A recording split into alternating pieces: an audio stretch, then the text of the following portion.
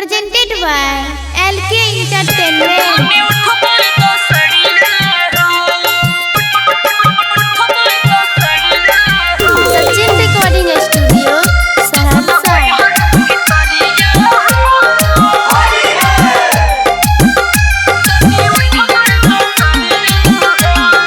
Singing by Dharti Dhan Yadav.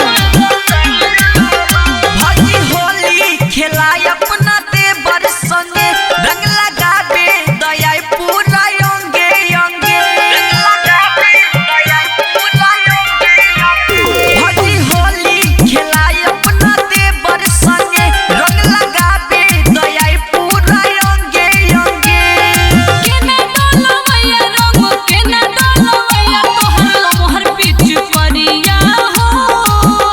तने उठबा द सड़िया हो लगै हरम भितरिया हो तने उठबा द सड़िया हो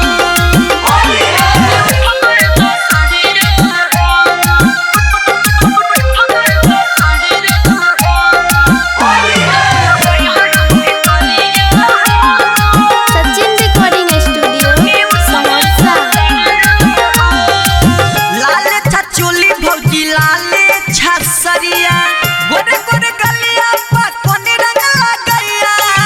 गोरे गोरे गलिया पा कोने रंग लगैया नियत में तोरा कुछ खोट छ हमरा देवर जो डट छ भरने छ रंग तू तो करिया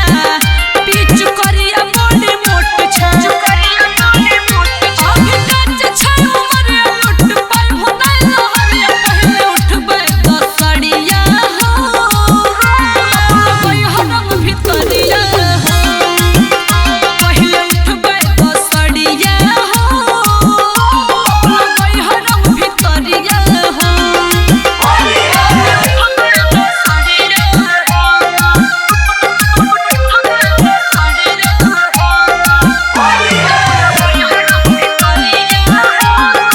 Sachin Recording Studio,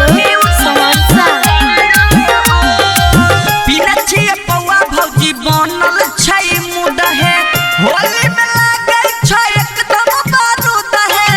होली में लागै छै एकदम बारूद है रंग लगै भोजब वही जा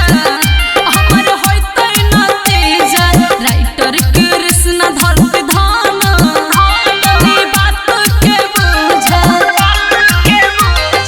केना डोलवैया रंग केना डोलवैया तोहर मोहर पीछ परिया हो तनी उठबा द सड़िया हो लगै हरम भितरिया हो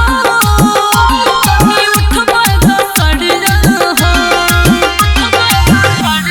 Mix by Siku Sawaria.